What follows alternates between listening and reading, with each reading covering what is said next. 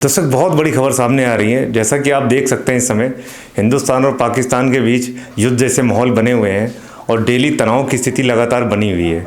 हालांकि आपने देखा होगा कि सीज़ फायर का भी ऐलान दोनों देशों ने कर दिया है, उसके बाद भी ये स्थिति अभी भी तनावपूर्ण चल रही है। जैसा कि आपने देखा होगा कि पिछले कुछ दिनों पहले हमारे जम्मू में कुछ टूरिस्ट को आतंकवादियों ने मार दिया था और उसके तुरंत बाद ही हिंदुस्तान सरकार ने 48 घंटे में सारे पाकिस्तान नागरिकों को हिंदुस्तान छोड़ने का आदेश दे दिया था। अब इसी बीच कयास ये भी लगाए जा रहे थे कि भाई चलो ठीक है, सब जा रहे हैं, अब सीमा हैदर का क्या होगा। सीमा हैदर को तो आप भली बात ही जानते हैं। आपको याद होगा पिछले साल किस तरह से एक नाटकीय ढंग से वो अपने आशिक के अपने पति को छोड़ के अपने आशिक के साथ नेपाल के रास्ते से वो हिंदुस्तान में आ गई। और यहाँ पे भी उसने कई तरह की यहाँ जांच एजेंसियों ने उनकी जांच करी, उनके बच्चे भी साथ में थे और अब कयास लगाए जा रहे थे वो अब चली जाएंगी, अब जाएंगी। फिर बीच में प्रेगनेंसी की भी उनकी काफ़ी खबरें मार्केट में लगातार चलती रहीं कि वो अब प्रेग्नेंट हैं या क्या है। फिर देखा होगा उन्होंने यहाँ पे फिर शादी कर ली और अभी पिछले महीने उन्होंने एक बेटी को जन्म दिया। अब बात ये चल रही है कि भैया ठीक है, अब सारे पाकिस्तानी तो डिपोर्ट कर दिए गए, अब इस महिला का क्या होगा, ये अभी तक क्यों नहीं जा रही हैं भाई, अब तक तो भाई भेज देना चाहिए था। तो यही जानने के लिए आज हम यहाँ पे सीमा के घर पे आ चुके हैं, जहाँ वो रह रही इस समय सचिन के साथ, और हम मिलवाएंगे और उनसे बात करवाएंगे कि वो उनके पास कोई ऐसा नोटिस आया भारत सरकार का, या कब तक जाएंगी, या किसी सरकारी अधिकारी ने उनसे बातचीत की है या नहीं की।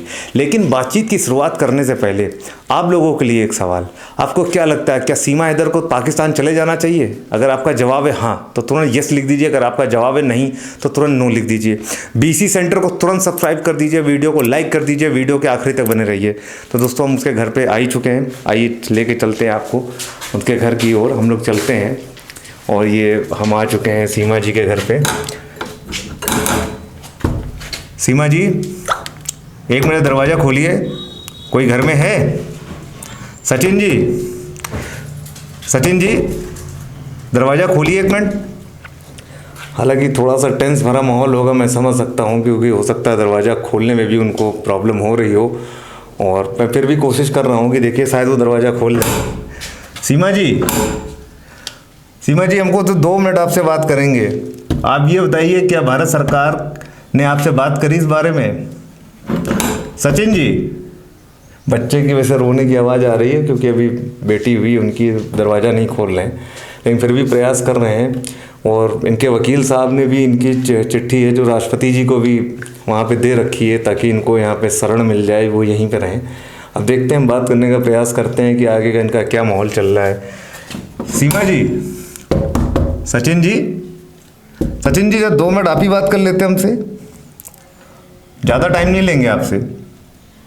हमें सिर्फ इतना बता दीजिए कि आपके पास कोई नोटिस आया है भारत सरकार का, या कोई पुलिस आई है आपके पास बातचीत के लिए?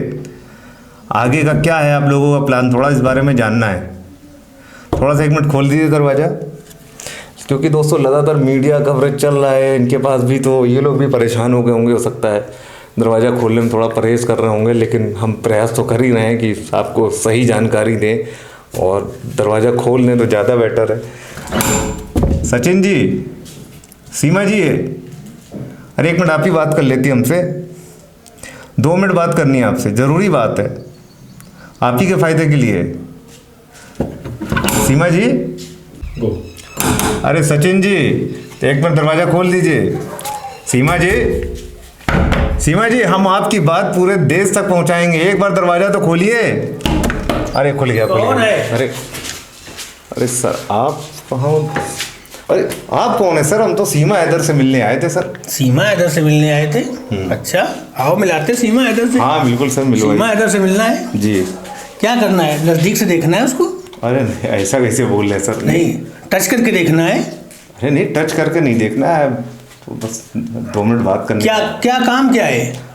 काम कुछ नहीं है, वो थोड़ा सा आजकल ये है ना कि पाकिस्तानियों को डिपोर्ट किया जा रहा है, तो उसकी थोड़ा जानकारी हमें चाहिए थी, तो इसलिए हम थोड़ा उनसे मिलना चाहते थे। अच्छा, मतलब उनसे मिलना चाहते हैं आप? नहीं देखिए, ऐसा ना कि मिलने वाली बात नहीं, क्योंकि इस समय आप देख रहे होंगे काफ़ी उथल पुथल चल रही पूरे देश में, और यहाँ के लोगों को वहाँ भगाया जा रहा है। तो इसीलिए हम यहाँ पे आए हुए हैं कि उनकी क्या स्थिति, उनकी क्या मनोदशा चल रही इस समय, उनका दिमाग में क्या चल रहा है थोड़ा सा। अच्छा, मतलब कुल मिलाकर उनको समझना चाहते हो? अरे समझना समझना ही चाहते हो ना। 2 मिनट बात करनी थी, क्या हो गया? बात करनी थी, हम बता रहे हैं आपको कि त्रिया चरित्रम पुरुषस्य भाग्यम दैवो न जानाति कुतो मनुष्या। अरे सर, इतनी हाई फाई संस्कृत बोलेंगे तो हमें नहीं आती ना, तो अर्थ समझाइए क्या मतलब इसका। इसका मतलब ये है कि स्त्री के चरित्र को कोई नहीं जानता है, मतलब भगवान तक नहीं जानते हैं, और तुम उसको समझने आए हो। और जिसको गुलाम नहीं समझ पाया, हिंदुस्तान में आके उसको सचिन नहीं समझ पाया, उसे तुम समझोगे आके यहाँ पर? नहीं, ऐसी कोई बात नहीं है, हम तो आए थे बात करने की, 2 मिनट बात कर लेते। वही तो हम कह रहे हैं, क्या बात करनी तुम्हें उनसे, बताओ मैं। अरे थोड़ा अकेले में बात करनी थी। तो अकेले, हम भी अकेले हैं, बताओ मैं। अरे आपको जरूरी हर बात हम बताएं, मतलब नहीं तो क्या कोई पर्सनल बात करनी उनसे? अरे कैमरे के सामने बात करेंगे भाई, आप देख लेना, नहीं पर्सनल बात। हमें बताओ ना, समस्या क्या है तुम्हारी, क्या बात करनी उनसे, जो बात करनी बताओ मैं। अरे तो आप कौन से बॉडीगार्ड हैं क्या? हम कोई भी हूँ, आप हमें बताइए, तब आप उनसे मिलो, जाओ। अंदर हैं कि नहीं ये तो बता दो। वो हम बता देंगे, लेकिन तुम्हें जो बात करनी पहले वो हमें बताओ। अच्छा, अकेले हैं कि कोई है? फिर वही बात, अकेले में मिलना है उनसे? अरे आप घुमा फिरा के वही अकेले में मिलना चाहते हो?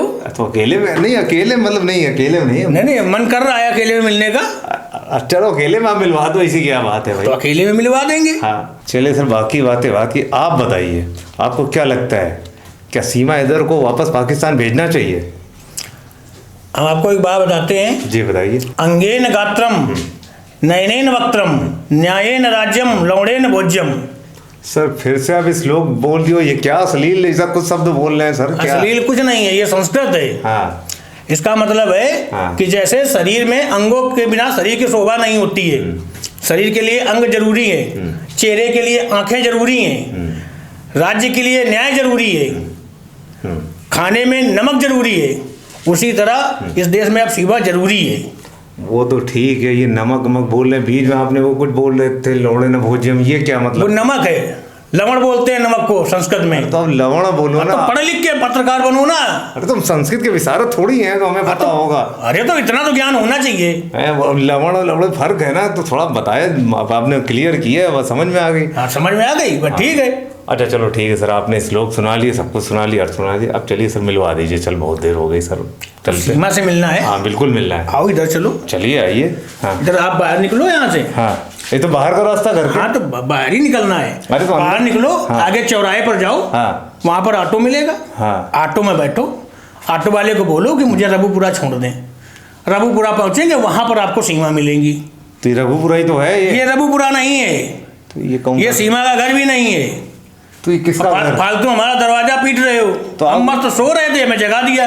तो आप ये श्लोक बस सुना रहे, हमें तभी बता देते, हम लौट जाते। तो क्यों बता देते यार, तुम हमारी तुमने नींद खराब की, हम तुम्हारा समय खराब कर रहे हैं। अब जाओ यहाँ से, निकलो। अच्छा जा रहे और जाके वहाँ ऑटो पकड़ो जाके। दोस्तों थोड़ा गलत फहमी हो गए और मैं माफ़ी मांगता हूँ इस वीडियो के लिए।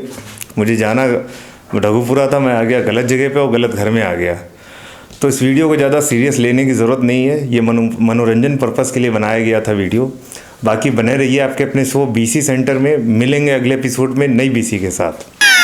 अरे